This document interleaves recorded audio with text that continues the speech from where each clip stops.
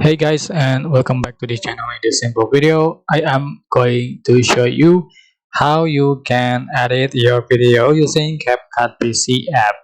After you download the CapCut PC app in the Microsoft Store, and just open it and then tap on new project, and appears at the interface like this. Select media and select import to import your videos, audios, photos that you want to edit.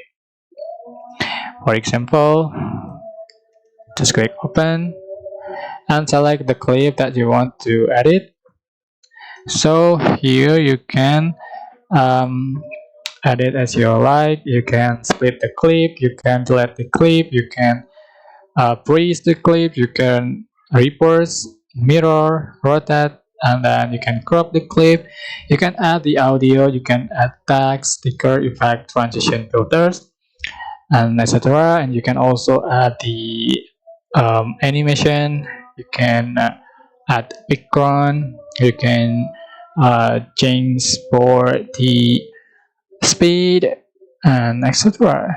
Okay, and after you finish editing the video, you are just going to click the export button in the top right corner to export your project.